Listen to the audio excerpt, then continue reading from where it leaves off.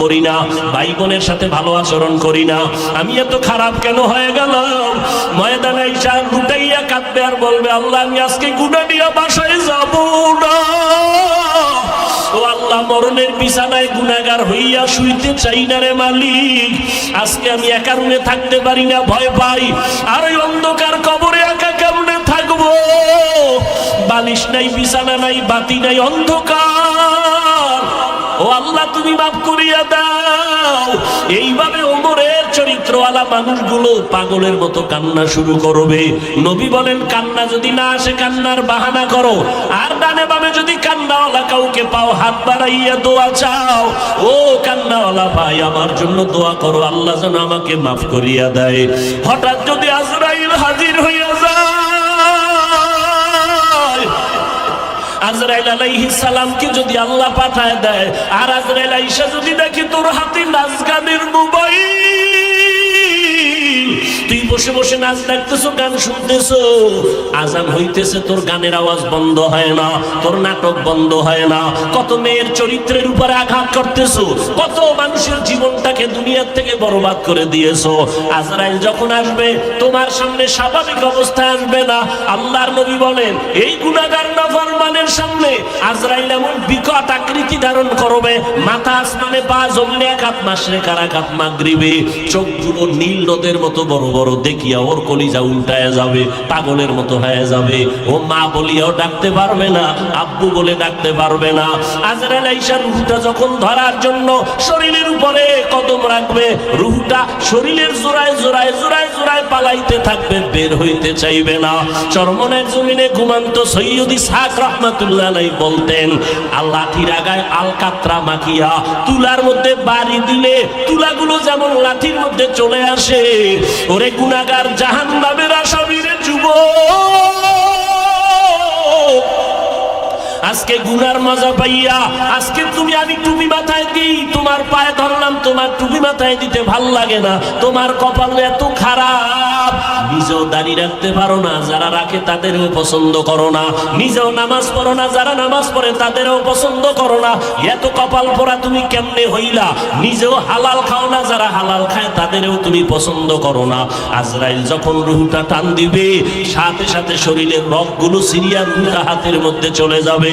আল্লাহর নবী বলেন, জ্যান্ত বকরির চামড়া খুললে যেমন কষ্ট, এর থেকে শতগুণ কষ্ট বেশি হবে বেনামাজির জান কবজের সময়। অনেক সময় যারা মরণের মানুষের পাশে থাকেন, দেখছেন বেনামাজির জান কবজের সময় চোখ উল্টায় যায়, হাত পা বাঁকা হয়ে যায়, এর মাত্র কারণ আজরাইলের দেখিয়া সহ্য করতে পারে নাই। নবী বলেন, ওর জন্য আমার মাওলা জাহান্নাম বানায় রাখছে, একটা জেলখানা বানায় রাখছেন। ওরে আল্লাহর দেওয়া পানি, আল্লাহর দেওয়া বাতাস, আমার মাওলার দেওয়া সূর্যের আলো, আমার আল্লাহর দেওয়া চাঁদের আলো, আমার আল্লাহর দেওয়া জমিনের ফসল খাইতেছো, আল্লাহর দেওয়া নদীর মাছ খাইতেছো, আল্লাহর এত কিছু নিয়ামত খাইয়া যারা আল্লাহর বিরোধিতা করবি, মানবি না, আলেম ওলামারা পাও ধরে ধরে নামাজের দাওয়াত দেয়, শুনবি না, এরপরও গালাগালি করবি। আল্লাহর নবী বলেন, আল্লাহ রাগ করিয়া বলে, ফেরেশতা, ওই জাহান্নাম ওর জন্য বানায় রাখছি জেলখানা, আমার হুকুম মানে নাই। সরকারের নজরে আমরা জনগণ সব সমান, কিন্তু এরপরও সরকার জেলখানা বানায় রাখছে, রাষ্ট্রের মধ্যে বালাখানাও বানায় রাখছে। জেলখানা কাদের জন্য? যারা সরকারের আইন অমান্য করবে তাদের জন্য জেলখানা, ওখানে রিমান্ডের মাইল দেওয়া হয়। আল্লাহ বলেন, আমার কাছে সব বান্দা মোহাব্বতের, আমি আল্লাহ চাই না কেউ জাহান্নামে যাক। এই জন্য আমি আল্লাহ প্রত্যেকটা রাতের গভীর তৃতীয় ভাগে আমি প্রথম আসমানে আসি, আমি আমার বান্দার গুনাহ মাফ করার জন্য ডাকতে থাকি, আলা মিন মুস্তাগফিরিন ফাগফির আলা, আলা মিন মুস্তারজিকিন ফারজুকা। আমি আল্লাহ পাক ভোর রাত্রে আসি, প্রতিদিন প্রথম আসমানে আমি হাজির হয়ে যাই, আর আমি ডাকতে থাকি, রে গুনাহগারেরা তোরা কই? ওরে শয়তানের ধোঁকায় পড়িয়া যারা গুনাহ করেছো, ওরে তোর 30, 40, 50, 70 বছর হায়াতটারে গুনাহে যারা কাটাইছো, শয়তানের ধোঁকায় নামাজ পড়তে পারো নাই, শয়তানের ওয়াসওয়াসায় গুনাহ করেছো, আমি আল্লাহ হাজির, আমার কাছে উঠি একবার আল্লাহ বলিয়া ডাক দাও। আমি আল্লাহ তোমার গুনাহ মাফ করার জন্য হাজির হয়ে গেলাম। ওরে দুনিয়াতে তোমার অপরাধ যদি একটা হয় এক ধরনের মামলা, যদি তুমি অপরাধ 2 লাইনে করো 2 লাইনে 2 ধারায় মামলা, অপরাধ যদি 3 লাইনে করো 3 ধারায় মামলা। এইভাবে কারো বিরুদ্ধে 10টা মামলা 10 ধারায়, কারো বিরুদ্ধে 30টা মামলা 30 ধারায়। 30 ধারার মামলার জন্য 30 বার হাজিরা দেওয়া লাগে এবং রায় 30 রকম হয়। কিন্তু আমার আল্লাহ বলেন, বান্দা তুই জিনার গুনাহ করছো ধারা একটা, তুই মা বাবার সাথে বেয়াদবি করছো ধারা আলাদা, কিন্তু আমার মাওলার কাছে ধারা কিন্তু গণনা নাই। তুই 30 বছর 50 বছর 70 বছর গুনাহ করিয়া পাহাড় বানাইছো। আরে বান্দা তুই যদি মাথা নত করিয়া একবার আমি আল্লাহকে আল্লাহ বলে ডাক দিয়া বলো, হে মালিক আমার আমলনামায় গুনার গুনাহ, আমার গুনার কারণে হাত না পাক, আমার চোখ না পাক, আমার জিহ্বা না পাক, আমার অন্তর না পাক। আমার গুনার খবর আমার মা জানে না, আমার ভাই জানে না, আমার অপরাধের খবর আমার ঘরের কেউ জানে না। যদি আমার মা বাবায় জানতো আমি জিনা করি, আমার মা বাবায় লাথি মেরে তাড়ায় দিত। মা বাবা ভাই বোনেরা যদি জানতো আমি চুরি করি, আমার কেউ ভালো জানতো না। ও আল্লাহ তুমি জানো, তুমি দেখছো, এরপরেও রাগ করিয়া পানি বন্ধ করো নাই, খানা বন্ধ করো নাই। গুনার কারণে রাগ করিয়া আমার সম্মানের চেয়ার থেকে তুমি ফালাইয়া দাও নাই। গুনার কারণে তুমি রাগ করিয়া বাতাস বন্ধ করো নাই। গুনার কারণে বেজার হইয়া তুমি সূর্যের আলো চাঁদের আলো বন্ধ করো নাই। ও আল্লাহ আজকে আমি তোমার কাছে আসছি ক্ষমার জন্য।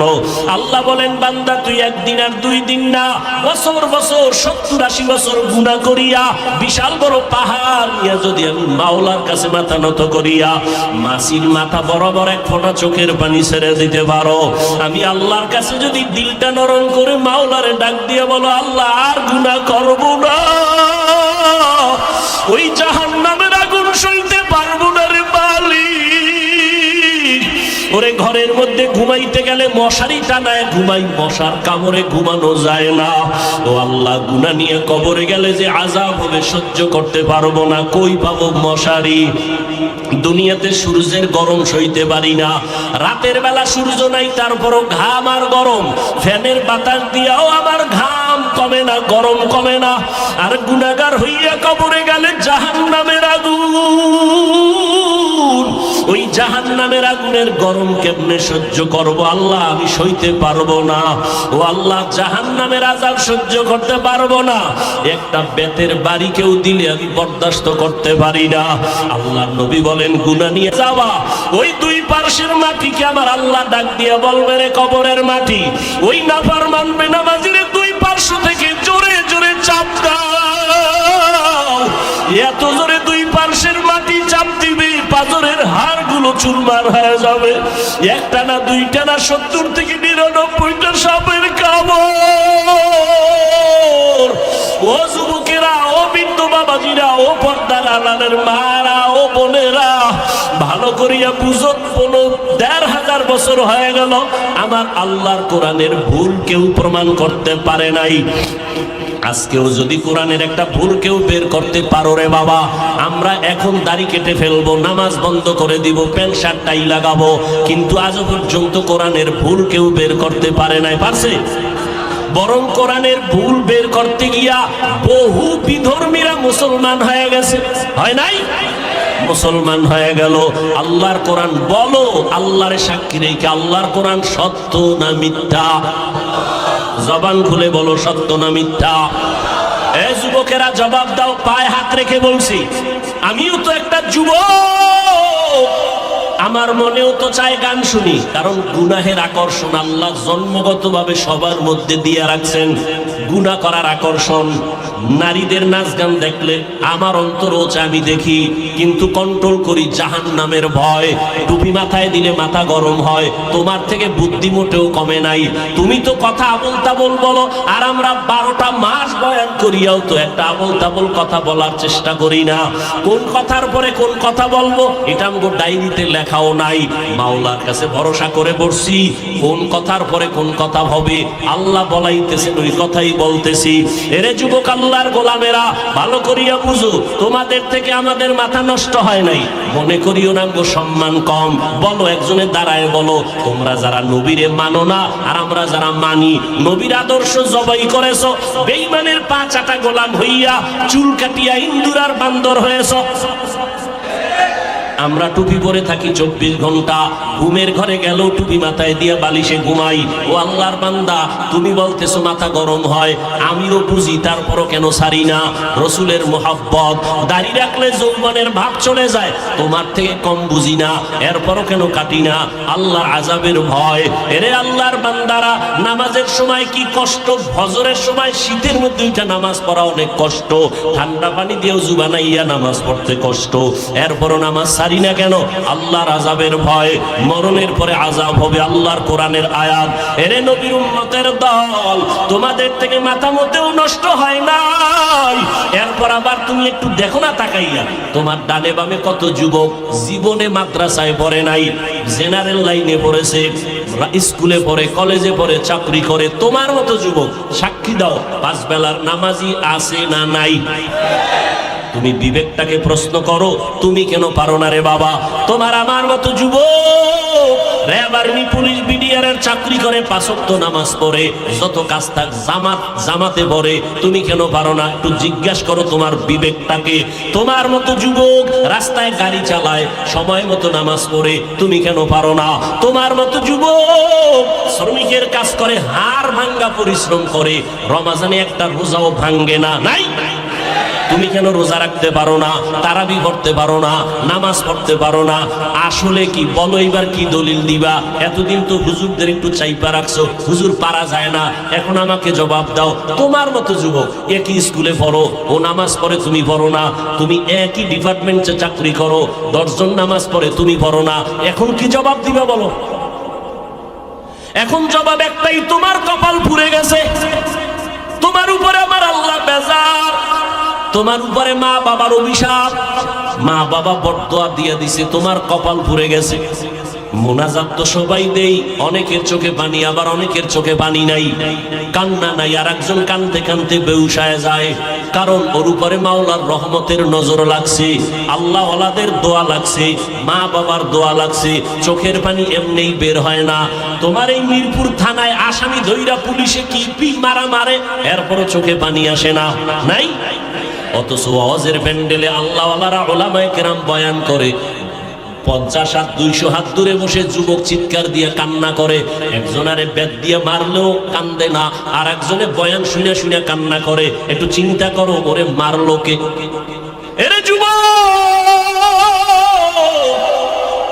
আমাকে একটু বিবেক দিয়া জবাব দাও, বিবেকের সাথে বেঈমানি করিস না রে যুবক। একই চুলায় রান্না হয় ভাত আর তরকারি, রান্না করার রাঁধুনি আমার মা, খেয়াল করো, একই তরকারি, একই মশলা, একই চুলা, একই আগুন, আর রান্নার পরে আব্বা খায়, আম্মা খায়, আমিও খাই, বোনেরাও খায়, একই। কিন্তু দিন দিন আব্বা আম্মা হয় দুর্বল, আমরা হই শক্তিশালী সবল। এই বুদ্ধিজীবীরা জবাব দাও, আমাকে তো বুদ্ধি নেই, তোমার অনেক বুদ্ধি, জবাব দাও, কারণ কি? আল্লাহর কুদরত বলবা না, কারণ তুমি আল্লাহকে মানো না, তুমি আল্লাহর কুদরত বলবা কেন? আমরা বলবো আল্লাহর কুদরত। একই খানা, একই চুলায় রান্না, আব্বা আম্মা একই খানা খায়, আমরাও একই খানা খাই, তাদের রোগ বাড়ে, আমরা শক্তিশালী হই, তারা দুর্বল হয়, কারণ কি? এত যুক্তি, এত বুদ্ধি, দাও জবাব দাও। এরে আল্লাহর বান্দা, তোমার থেকে 1000 কোটি গুণ বুদ্ধিমান ছিল আবু জাহাল, যার নাম ছিল আবুল হেকাম, বুদ্ধিমানের বাবা। কিন্তু বুদ্ধি হইলে কি হবে? পৃথিবীর শ্রেষ্ঠ মানুষটাকে মানুষ বলে চিনতে পারে নাই। রহমতের নবী এত দাওয়াত দিলেন, কালেমা পড়ে নাই। এরে যুবক, একটু চিন্তা করো, বালিশে মাথা লাগাও, যার মনের মনে প্রশ্ন করো, আমার মতো যুবক যদি স্কুলে পড়ে নামাজ পড়ে, আমি কেন পারি না? আমার মতো যুবক যদি চাকরি করে নামাজ পড়ে, আমি কেন পারি না? আমার কপাল কেন খারাপ? এইভাবে যখন চিন্তা করতে থাকবা, একদিন দেখবা হেদায়েতের দরজা খুলে যাবে। আর মা বাবার কাছে মাঝে মাঝে দোয়া চাইলো, মা বাবায় দোয়া করলে আরশে আজিমে পৌঁছতে কোনো পর্দা থাকে না। এজন্য মা বাবার দোয়া বড় দামি। মা বাবার চোখের পানি আর দোয়া ছাড়া আমি বান্দা চেয়ারে বসতে পারি নাই। মা বাবার চোখের পানি আর দোয়া ছাড়া এই যুবক পরীক্ষায় পাস করতে পারো নাই। মা বাবার চোখের পানি আর দোয়া ছাড়া তুমি বাড়ি গাড়ির মালিক হতে পারো নাই। অতএব এখনো সময় আছে, তওবার দরজা খোলা, নেক আমল ধরো, শিরক মুক্ত জীবন গড়ো, আল্লাহর মোহাব্বত নিয়ে চলো। চাকরি ছাড়া লাগবে না, স্কুল বন্ধ করা লাগবে না রে বাবা, মাদ্রাসায় আসার দরকার নাই। ভালো করে শুনো যুবক, পর্দার আড়ালের আম্মা জান আছে? এরে আম্মা জান, আপনারা আয়েশা রাদিয়াল্লাহু আনহার মতো ধন্য নারী, আপনারা খাদিজা রাদিয়াল্লাহু তাআলা আনহার মতো নারী, এরে আম্মা জান ফাতেমা রাদিয়াল্লাহু তাআলা আনহার মতো নারী, আপনারা উলামায়ে কেরামের মায়ের মতো মা। এই জমিনে আপনাদের মতো বহু নারী এই এলাকায় থাকে, পাঁচ ওয়াক্ত নামাজ পড়ে নাই? ভিন্ন আম্মারা আপনারা কেন পারেন না? এরে আম্মা জান, ও যুবতী বোনেরা, তোমার মতো যুবতী বোন আজান হলে মাথায় কাপড় দিয়া 5 বেলার নামাজ পড়ে, এরকম যুবতী বোন আছে না নাই? তুমি কেন যুবকের চরিত্র নিয়ে সিনেমিনে খেলো, মোবাইলের মাধ্যমে চ্যাটিং করো? এক আল্লাহর বান্দা বহু দিন হয়ে গেছে বিয়া করে না। ছোট ভাই একদিন ডাক দিয়ে কয়, বয়স এত বেড়ে গেল ভাইজান, আপনি বিবাহ করেন না কেন? মা বোনেরা ভালো করে শুনেন, যুবকেরাও শুনো বাবা। বড় ভাই ডাক দিয়ে কয়, আমি বিবাহ করব, পছন্দের কোনো মেয়ে পাই না। ছোট ভাই বুঝতে পারছে, মনে হয় যেন সম্ভ্রান্ত পরিবারের মেয়ে লাগবে, একটু টাকাওয়ালা। ডানে বামে খোঁজ দিয়ে এক প্রস্তাব দিল, অমুক বাড়ির মেয়ে বড় ভালো। বড় ভাই বলে, না আমি এ মেয়ে বিয়া করবো না। বলে অনেক সুন্দরী, সুন্দরী চাই না তো কি চাও? হ্যাঁ, বড় ভাই বলে, আমি এমন একটা মেয়েকে বিয়া করতে চাই, আমার সীমানা প্রায় পারাইয়া যাইতেছে, বিবাহের বয়স অনেক আগেই হয়ে গেছে, করি না, কারণ আমি এমন একজন আল্লাহর বান্দি যুবতী মেয়ে চাই। ছোট ভাই বলে, কেমন মাইয়া চাও? কয়, আমি এমন একটা মেয়ে চাই, যেই মেয়ে আমার স্ত্রী হইয়া আমার হাতটা ধরে আমাকে জান্নাতের ভিতরে ঢুকায় দিবে, আমাকে জান্নাতের পথে নিবে। আর এমন একটা মেয়েকে বিয়া করব, যেই মেয়েটা আমাকে একটা পুত্র সন্তান উপহার দিবে, যেই সন্তানটা উম্মতের জান্নাতের পথ দেখাবে। ছোট ভাই কয়, তোমার কপালে বিয়া নাই। চলে গেল, এই বিয়া নিয়ে এখন আর কথা বলে না। কিন্তু বড় ভাই ডাক দিয়া কয়, শোন, আমার অন্তরের নিয়ত যদি সঠিক হয়, ইনশাআল্লাহ আমি আজ না কাল এমন মেয়ে পেয়ে যাব, যদি আমার নিয়তে ভেজাল না থাকে। এভাবে ধৈর্য ধারণ করলেন। দীর্ঘ কিছুদিন পরে পাশে এক এলাকায় চলে গেল, শুনছে ওখানে এক আল্লাহওয়ালা আসছেন, বড় বুজুর্গ, দোয়া করলে কবুল হয়ে যায়। দোয়ার জন্য চলে গেল, গিয়ে দেখে হুজুর মসজিদে ওজিফা পালন করে, আমলে আছে। সালাম, হুজুর আমি অমুক এলাকার এক বান্দা যুবক আসছি আপনার দোয়া নেওয়ার জন্য। বিবাহ করেছো নাকি? বলে না, করি নাই। দোয়া করবেন। হুজুরের সাথে কথা বলতেছে, ঠিক এমন টাইমে পর্দার আড়াল থেকে মসজিদের জানালা দিয়া একটা যুবতী মেয়ে সালাম দিল, আসসালামু আলাইকুম। হুজুর বলে, কে? বলে, আমি এই এলাকার এক যুবতী মেয়ে। কি চাও? হুজুর একটু দোয়ার জন্য আসছি, আমার আব্বাজান বড় অসুস্থ। তাই নাকি? বলে, হ্যাঁ। হুজুর ওখানে প্রায় সময় আসেন, মানুষকে দাওয়াত দেন, মসজিদে আমল করেন, মোটামুটি পরিচিত। এইবার মেয়ে কয়, হুজুর দোয়া করবেন, আল্লাহ পাক রব্বুল আলামিন আমার জন্য যেন ভালো একটা পাত্রের আয়োজন করেন। কয়, তুমি কেমন পাত্র চাও? কয়, হুজুর আমার বিবাহের জন্য আমি এমন একটা পুরুষ যুবক চাই, যেই যুবক আমার হাত ধরে আমাকে জান্নাতে নিবে এবং আমাকে এমন একটা পুত্র সন্তান উপহার দিবে আল্লাহর দয়ায়, যেই পুত্র সন্তান উম্মতের দায়িত্ব নিয়ে জান্নাতের পথ দেখাবে বাতিলের মোকাবেলায়। হুজুর শুইনা চুপ হয়ে গেলেন। পাশের পুরুষ যুবক ডাক দিয়ে, হুজুর বেয়াদবি মাফ করবেন, আমি দীর্ঘ বছর এই লালন করতেছি, কল্পনা করতেছি, এমন গুণের মেয়ে আমিও চাই। হুজুর বলে মেয়ের ফ্যামিলি গরিব, আমার গরিব টরিব লাগবে না, আপনি যদি দয়া করে ব্যবস্থা করে দেন আমি আলহামদুলিল্লাহ রাজি হয়ে যাব। আলহামদুলিল্লাহ ব্যবস্থা হয়ে গেল, যুবক যুবতীর সাথে বিয়ে হয়ে গেল, এই দুইজনের সংসার শুরু হয়ে গেল। এই যুবক আর যুবতীর দাম্পত্য জীবন সুখময় জীবন। ফজরের সময় ঘুম থেকে একজন যদি উঠতে না পারে, স্ত্রী যদি আগে উঠে স্বামীকে কয় উঠো, আল্লাহর সাথে একটু মোলাকাতের কথা বলার চেষ্টা করো। অতিও গভীর হয় রজনী যখন, নীরবে প্রভুর নাম জপিও তখন। প্রভুর করুণা যদি পাইবারে চাও, গভীর রাতে উঠে প্রভুর গুণগান গাও। স্বামী যদি আগে উঠে স্ত্রীকে ডাকে উঠো, রান্না বান্না হয় নাই, বন্ধ, আগে নামাজ তারপরে রান্না। এইভাবে জীবন চলতেছে। এর মধ্যে একটা সন্তান আল্লাহ দান করছেন, পুত্র সন্তান। আল্লাহর কাছে দোয়া করতো নামাজ পড়ে, দয়ার মালিক তুমি আমাদের একটা নেককার সন্তান দাও, যেই সন্তানের দ্বারা দুনিয়াতে অঙ্গ সম্মান বাড়বে, আখিরাতেও বাড়বে। আল্লাহ দোয়া কবুল করে ফেলছেন।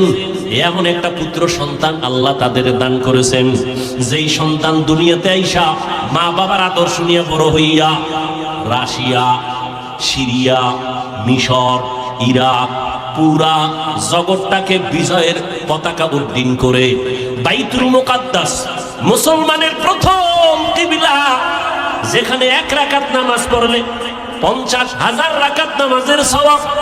ওই বাইতুল মুকাদ্দাসের উপরে হামলা, বিভিন্ন বিধর্মীদের হামলা। এই সন্তান গিয়া ইতিহাসের পৃষ্ঠা খুলো, বাইতুল মুকাদ্দাসকে হাতের মধ্যে নিয়ে বিজয়ের পতাকা উড়াইয়া দিলেন। ইতিহাসবিদরা বলেন এর মতো বীর যোদ্ধার ইতিহাস এত স্মরণীয় যে কিয়ামতের আগে এরকম বীর আসবে কিনা জানা নাই। ওই সন্তানের নাম সুলতান সালাউদ্দিন আইয়ুবী। গুগলে সার্চ দাও, সালাউদ্দিন আইয়ুবীর ইতিহাস পড়ো, দেখো কে সে সালাউদ্দিন আইয়ুবী। রাষ্ট্র পরিচালনা করেছে, ওই সিরিয়া মিশর বিজয়ের পতাকা উড্ডীন করেছে, বাইতুল মুকাদ্দাসকে হাতের মুষ্টির মধ্যে নিয়ে গেল, বেঈমানদের দখল থেকে, অত্যাচার থেকে মুসলমানকে পরিত্রাণের জায়গায় নিয়ে আসলো। এরে যুবক, আল্লাহর গোলাম, মনটাকে স্থির করা যায় না। অন্য মেয়ের চরিত্র যদি তুমি নষ্ট করো, তোমার বোনের চরিত্র তার একজন নষ্ট করতে পারে, তুমি এটা চিন্তা করো। এরে যুবতী বোনেরা, কত যুবকের চরিত্র নষ্ট করতেছো। তোমার ভাইয়ের চরিত্র যদি কেউ নষ্ট করে, তুমি কেমন মনে করবা? এইভাবে যদি একটু চিন্তা করো, তাহলেই তোমার অন্তরটা ঠিক হয়ে যাবে। আল্লাহ তো দরজা দিয়ে ডাকতেছেন। এজন্য ওলামায়ে কেরামের মজলিসে বসো। এই যে আপনারা বসছেন বয়ানে, আল্লাহকে সাক্ষী রেখে বলেন, জীবনে ওয়াজে বসেন নাই, আজকে 2 ঘন্টা বয়ানে বসার পরে আল্লাহকে সাক্ষী রেখে বলেন, অন্তরের মধ্যে কি একটু ধাক্কা লাগছে? এই যুবকেরা বলো, লাগছে? 2 ঘন্টা বয়ানে যদি ওলামাদের সামনে বসে যদি অন্তরে ধাক্কা লাগে, আল্লাহর কসম, যারা ওলামাদের পিছনে দিন দিন বছর বছর সময় দিবে, ইনশাআল্লাহ ওই লোকটা জান্নাতি হয়ে কবরে যাবে। কারণ ওর মধ্যে ধাক্কা লাগতে লাগতে লাগতে লাগতে এত মজবুত হয়ে যাবে, না খাইয়ে থাকবে, হারাম খাবে না, নামাজ ছাড়বে না, মরিয়া গেল জবানে কালেমা জারি হয়ে যাবে। এরে যুবক, আল্লাহর গোলাম, এখনো সময় আছে, তওবা করো, মা বাবার দোয়া নিয়ে চলো, আর আল্লাহর কাছে মনে মনে ডাকো। জোরে ডাকার দরকার নাই, তোমার অন্তর থেকে তুমি বলতে থাকো, আল্লাহ আজকে মিরপুরের জমিনে আসছি, ও আল্লাহ, অনেকে গ্রামে মা বাবার রাইখা এই শহরে থাকো রে বাবা, গ্রামের মা বাবায় কষ্ট করে, তোমার খবর নাই। অনেকে বড় লোক, আরামের বিছানায় ঘুমাও, সন্তান আর পরিবার নিয়ে কত খানা খাও, মা বাবায় তোমার জন্য আরামে খানা খায় না, ঘুমায় না। এমন একটা রাত্র নাই যে তোমার টেলিফোন না করে, ও বাবা তোর শরীরের অবস্থা কি, কখন খানা খেয়েছো, কখন ঘুমাইছো। ওই মা বাবারে যারা রাইখা ঘুমাও, মা বাবার দোয়া ছাড়া আগাইতে পারবা না রে যুবক, এখনো সময় আছে, তওবা করে নাও। আল্লাহকে বলো, আল্লাহ জীবনে কম অন্যায় করি নাই, শয়তানের ধোকায় পড়ে আজকে থেকে তওবার নিয়ত করলাম, মরিয়া গেলে যাব, নামাজ ছাড়বো না, বেপরদায় চলবো না, মা বাবাকে কষ্ট দিব না, ওলামায়ে কেরামের বিরোধিতা করে গুনাহগার হব না, মোবাইলের মাধ্যমে গুনাহ করব না, লেখনির মাধ্যমে গুনাহ করব না, চোখের চাহনির মাধ্যমে গুনাহ করব না, মা বাবার দোয়া নিয়ে সামনে আগাবো, নবীর তরিকা মতো চলবো। আমার মতো স্কুলে পড়ুয়া যুবক যদি নামাজ পড়ে আমি কেন পারবো না? ও আল্লাহ, আপনি তৌফিক দান, আজকে থেকে নামাজ ছাড়বো না। বাসায় গেলে মাকে গিয়া বলবা, মা তুমি আমার মাথায় হাত দিয়া দোয়া করে দাও। আজকে ময়দানে কত আল্লাহর বান্দারা কানলো, আমার চোখে পানি নাই, মা গুনার কারণে বুঝি আল্লাহ বেজার, তুমি দোয়া করিয়া দাও। মা যদি দোয়া করিয়া দেয় তাহলে তোমার কপাল খুলিয়া যাবে। তুমি ডাক্তার হও বাধা নাই, ইঞ্জিনিয়ারিং পড়ো বাধা নাই, প্রফেসর হও বাধা নাই, সাংবাদিক হও বাধা নাই, তবে অনুরোধ আদর্শ নিয়ে চলো, মদিনার আদর্শ। সময় মতো নামাজটা পড়ে নিবারে বাবা। মুরব্বীদের সামনে কোনো ভালো আর খারাপ আচরণ করবা না, ওলামায়ে কেরামের বিরোধিতা করে গুনাহগার হবা না, দেশের বিরুদ্ধে জাতির বিরুদ্ধে কোনো ষড়যন্ত্র করবা না। আল্লাহর আযাবের ভয় নিয়ে তুমি তওবা যদি করতে পারো, এক ফোঁটা চোখের পানি ছাড়তে পারো, আল্লাহ মুহূর্তে তোমার তওবা কবুল করে নেবেন, জীবনের গুনাহগুলো মাফ করে দিবেন। ও আল্লাহর বান্দারা, ও পর্দার আড়ালের আম্মা জানেরা, বোনেরা, আল্লাহর কাছে তওবা করেন, জীবনে কারো হক নষ্ট করবেন না, চরিত্রের উপর আঘাত দিবেন না, স্বামীর খেদমতে স্বামীর মালের হক ঠিকমতো রক্ষা করবেন, সন্তানের হক ঠিকমতো আদায় করবেন। আপনার সন্তান ডাক্তার হবে, আলহামদুলিল্লাহ, আপনার সন্তান ইঞ্জিনিয়ার বানাবেন, আলহামদুলিল্লাহ, তবে অনুরোধ বেয়াদব বানাবেন না। আপনার সন্তানের আচরণে যেন ওলামায়ে কেরাম কষ্ট না পায়, আপনার সন্তানের ব্যবহারে যেন এলাকার মুরব্বীরা কষ্ট না পায়, আপনার সন্তানের কারণে আপন বন্ধু বান্ধবরা যেন কষ্ট না পায়, বরং আপনার সন্তানকে এমন আদর্শ দিয়া যাবেন, সন্তানের ব্যবহারে সবাই দোয়া করবে, খুশি হয়ে যাবে, দিলে শান্তি লাগবে। এমন একটা সন্তান আদর্শ ডাক্তার বানায় যান, আদর্শ ইঞ্জিনিয়ার বানায় যাবেন। ও যুবকেরা, জবানকে হেফাজত করো, আল্লাহর কাছে বলতে থাকো, আল্লাহ তুমি মেহেরবানি করে আমাকে কবুল করে নাও। আল্লাহর কাছে ব্যবসায়ী ভাইরা, ব্যবসার জায়গায় বসে আমার আল্লাহর হুকুম মতো চলেন, নামাজটা ঠিক মতো পড়েন, দেখবেন অল্প টাকায় বরকত অনেক বেশি হবে। কাস্টমারের সাথে খারাপ আচরণ করবেন না, ধোঁকা দিবেন না। আল্লাহর কাছে ভাবে বলতে থাকেন, আল্লাহ যেইভাবে ব্যবসা করলে দুনিয়াতে শান্তি পাবো, সম্মান বাড়বে, আখিরাতে নবীজির সাথে জান্নাতে থাকতে পারবো, ওইভাবে ব্যবসা করার তৌফিক দাও, মানুষের সাথে ভালো আচরণ করার তৌফিক দাও। তুমি তৌফিক না দিলে সম্ভব হবে না। এইভাবে তওবার নিয়ত যদি অন্তরে থাকে, তবে একটা চিরচরিত সত্য কথা, আবু জাহাল 9 বছর দেখলো, বয়ান শুনলো, নবীর সব কিছু জানলো, এরপরও কালেমা পড়লো না। অন্যদিকে ওমরের মতো বান্দা নবীর গর্দান কাটতে আসিয়া কালেমা রশি গলায় লাগাইয়া নবীজির জন্য এত পাগল, নবীর কাছে তওবা করিয়া জান্নাতের টিকিট নিয়ে নিল। এই ওমরের এত সম্মান আল্লাহ বাড়ায় দিয়েছেন। ঠিক কিয়ামত পর্যন্ত আবু জাহাল থাকবে না ঠিকই, কিন্তু আবু জাহালের কঠিন অন্তরের মতো কিছু অন্তরালা মানুষ জমিনে থাকবে। হাজারো বয়ানে তাদের দিলটা নরম হবে না, তওবা নসিব হবে না, বরং বয়ান শুনিয়া বাইরে গিয়া বিরোধিতা করবে, এই সমস্যা ওই সমস্যা, এই ভুল সেই ভুল, আসলে নিজের গুনার কথা একবারও চিন্তা করবে না। আর একদল বান্দা থাকবে কিয়ামত পর্যন্ত ওমরের চরিত্রের, এরা গুনাহ নিয়ে প্যান্ডেলে ঢুকবে, হঠাৎ করিয়া যখন জাহান্নামের ভয় অন্তরে ঢুকবে, তখন পাগলের মতো হয়ে যাবে, আমি কইছিলাম আমার জীবনটা তো খারাপ ছিল না, আমি দুনিয়াতে আসছিলাম কত পবিত্র, মা বাবায় কত আদর করেছিল, আমার স্কুলের লেখাপড়ার জীবনটা কত ভালো ছিল, শিক্ষকরা কত আদর করত, আজকে আমি এত খারাপ। আমার মা বাবা আমার বেশি ভালো জানে না অন্যায় করার কারণে, কারণ আমি মা বাবার সাথে ভালো আচরণ করি না, ভাই বোনের সাথে ভালো আচরণ করি না, আমি এত খারাপ কেন হয়ে গেলাম। ময়দানে আইসা লুটাইয়া কাঁদবে আর বলবে, আল্লাহ আমি আজকে গুনাহ নিয়ে বাসায় যাব না। ও আল্লাহ, মরণের বিছানায় গুনাহগার হইয়া শুইতে চাই না রে মালিক, আজকে আমি একা রুমে থাকতে পারি না, ভয় পাই, আর ওই অন্ধকার কবরে একা কেমনে থাকবো। বালিশ নাই, বিছানা নাই, বাতি নাই, অন্ধকার। দুনিয়াতে আমি অন্ধকারে একা থাকতে পারি না, আমি কেমনে কবরে থাকবো রে আল্লাহ? আমি আর গুনাহ করব না, আর কারো হক নষ্ট করব না। আয় আল্লাহ, হাতের দিয়ে গুনাহ করব না, চোখের গুনাহ করব না, জবানের গুনাহ করব না। ও আল্লাহ, তুমি মাফ করিয়া দাও। এইভাবে ওমরের চরিত্রওয়ালা মানুষগুলো পাগলের মতো কান্না শুরু করবে। নবী বলেন, কান্না যদি না আসে কান্নার বাহানা করো, আর ডানে বামে যদি কান্নাওয়ালা কাউকে পাও, হাত বাড়াইয়া দোয়া চাও। ও কান্নাওয়ালা ভাই, আমার জন্য দোয়া করো, আল্লাহ যেন আমাকে মাফ করিয়া দেয়। হেদায়েতের মালিক আমার আল্লাহ। কোনো পীরের হাতে হেদায়েতের চাবি নাই, কোনো বক্তার হাতে হেদায়েতের চাবি নাই। আল্লাহ যার সিনাটা খুলে দিবেন সে হেদায়েত নিয়েই চলবে। মরিয়া গেলে দাড়ি কাটবে না, বেপরদায় চলবে না, মা বাবার সাথে বেয়াদবি করবে না, ওলামাদের সাথে বেয়াদবি করবে না, দেশ ও জাতির বিরুদ্ধে ষড়যন্ত্র করবে না। ও আল্লাহর বান্দারা, মুনাফিকি যদি না থাকে, খাঁটি মনে তওবার নিয়ত যদি থাকে, খাঁটি তওবার নিয়ত যাদের আছে তাদেরকেই বলবো একটু দুটো হাত আমার আল্লাহকে দেখাইয়া দাও। আয় আল্লাহ, আমাদের তওবা কবুল করে নেন, আমাদের হাতগুলো কবুল করে নেন। একটা হাতেরও গুনার কারণে ফিরাইয়া দিয়েন না রে মালিক।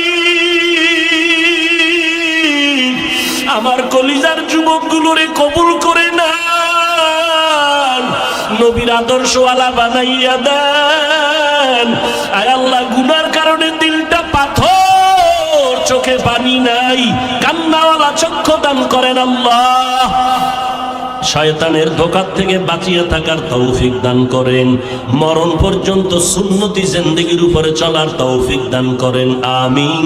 আলহামদুলিল্লাহি রাব্বিল আলামিন, ওয়াসসালাতু ওয়াসসালামু আলা সাইয়্যিদিল আমবিয়াই ওয়াল মুরসালিন ওয়া আলা আলিহি ওয়া আসহাবিহি আজমাইন। ইয়া আরহামার রাহিমিন, ইয়া আরহামার রাহিমিন, ইয়া আরহামার রাহিমিন। রব্বিরহামহুমা কামা রাব্বায়ানি সগীরা। اللهم إنك عفو كريم تحب العفو فاعف عنا.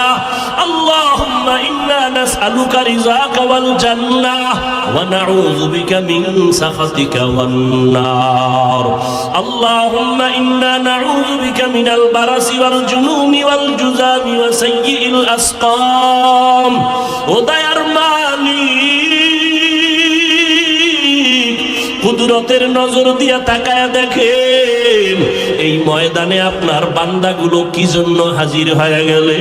আয় আল্লাহ, টাকা চায় না, বাড়ি চায় না, খানা চায় না, জাহান্নাম থেকে মুক্তি চায়। শয়তানের ধোকায় পড়ে গুনাহ করিয়া জীবনটারে নাপাক করে ফেলেছি রে আল্লাহ। গুনার কারণে হাত নাপাক, চোখ নাপাক, জিহ্বা নাপাক, অন্তর নাপাক। আয় আল্লাহ, গুনার কারণে দিল পাথর, চোখে পানি নাই। আজকে আমরা তওবার নিয়ত করেছি, আর গুনাহ করব না রে আল্লাহ। আয় আল্লাহ, আমাদের তওবা কবুল করে নেন, জীবনের সকলের গুনাহ মাফ করে দেন, সারা দুনিয়াবাসীকে মাফ করে দেন আল্লাহ। বাংলাদেশ শান্তির দেশ বানায় দেন আল্লাহ। দেশের জন্য যারা জীবন দিল মাফ করে দেন, প্রশাসনিকভাবে যারা কাজ করে দিনের খাদেম বানায় দেন। আয় আল্লাহ, জনপ্রতিনিধির দায়িত্ব যারা পালন করে দিনদার বানায় দেন, মা বোনদের আবেদা পর্দা নিশি বানায় দেন, সন্তানগুলো নেককার বানায় দেন, ঘরে ঘরে সুন্নতের বাতি জ্বালায় দেন।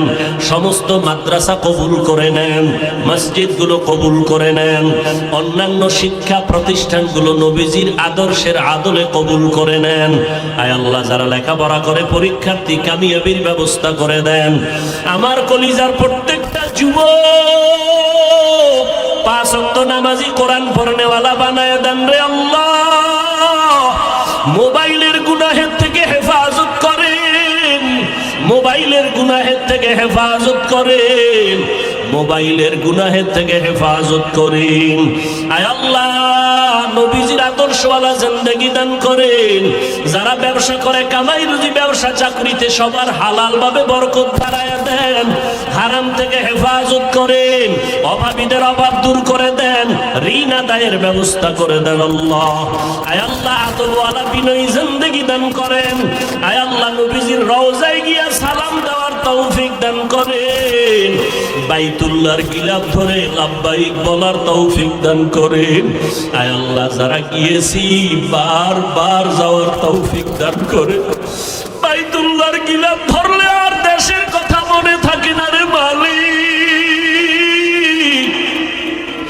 বারবার মনে চায় হাজিরা দেই। নবীজির রওজায় গেলে আর দুনিয়ার কোনো চিন্তা থাকে না। আয় আল্লাহ যারা যেতে পারে না তৌফিক দান করেন। ঘুমের ঘরেও হলে নবীর সাথে মোলাকাত করাইয়া দিয়েন। আয় আল্লাহ নবীজির মোহাব্বতে টুপি পরলাম, দাড়ি রাখলাম, পোশাক পরলাম, ওই নবীর আদর্শ এত সুন্দর, না জানি নবী কত সুন্দর। ঘুমের ঘরে নবীর সাথে মোলাকাত করাইয়া দিয়েন আল্লাহ। আমার ভাইদেরকে খালি ফিরাইয়া দিয়েন না। আয় আল্লাহ আমাদের জান মাল ইজ্জত, আমাদের আহাল পরিবার বাড়ি গাড়ির হেফাজত করেন আল্লাহ। আয় আল্লাহ মুখালিফের মুওয়াফিক বানায় দেন। আয় আল্লাহ বাতিলের মোকাবেলায় বিজয় দান করেন। উলামায়ে আহলে হকের বিজয় দান করেন। মিথ্যা মামলা থেকে চিরমুক্ত করে দেন আল্লাহ। উলামা তোলাবা উম্মতের অন্তরে ইজ্জত মুহাব্বত রহব বাড়ায় দেন। আয় আল্লাহ তাআলা দিলের নেক আশাগুলো পূরণ করে দেন। আয় আল্লাহ আমাদের সন্তানগুলো নেককার বানায় দেন। আয় আল্লাহ আদর্শ সন্তানের মা বাবা হওয়ার তৌফিক দান করেন। আয় আল্লাহ গুনাহের প্রতি ঘৃণা জমায় দেন। ইলম ও হিকমত আমলে বরকত বাড়ায় দেন। সারা দুনিয়ায় নিরাপদে খেদমতের জন্য কবুল করে নেন। আয় আল্লাহ আমরা যারা হাত তুলেছি জানি না কার মা নাই, কার বাবাও নাই, কারা জানি বাবা বলে ডাকতে পারে না, মা হারা বড় অসহায়। আয় আল্লাহ ওই কবর থেকে দোয়া চায় সন্তানেরা, ওই মা বাবার চেহারাটাও কি মনে পড়ে না? ওই মা বাবার জন্য কি মায়া হবে না রে সন্তান? যেই মা বাবার চোখের পানির কারণে তুমি আজকে টাকা পয়সার মালিক। মা বাবার জীবনটা কষ্টে কষ্টে কাটাইয়া তোমাকে আমাকে মানুষ বানাইছেন। মাঝে মাঝে মায়ের মনে চাইতো বেদানা খাবে, টাকা নাই, কিনতে পারে নাই, খেতেও পারে নাই। অনেক বাবা মাঝে মাঝে ইলিশ মাছ দিয়া খানা খাইতে চাইতো, কিনতে পারে নাই, টাকার অভাবে খেতেও পারে নাই। আজকে সন্তানের ঘরে ফলের অভাব নাই, মাছের অভাব নাই। তোমার ওই ফল আর মাছ কে খাবে?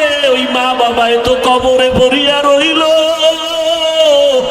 ওই মা বাবার জন্য কি একটু চোখের পানি ফেলতে পারো না রে নিষ্ঠুর? আল্লাহর কাছে বলো, আল্লাহ কান্নাওয়ালা চক্ষু দান করো। ওই মা বাবারে কবরে রাইখা কেমনে আরামে ঘুমাও। ও যুবকেরা, যাদের মা বাবা বেঁচে আছে কলিজা ভরিয়া দোয়া করো। কত সময় মা বাবারে কত কথা বইলা কষ্ট দিয়া কাঁদাইছো। তোমার আমার ব্যবহারে মা চোখের পানি ছেড়ে কান্না করেছে।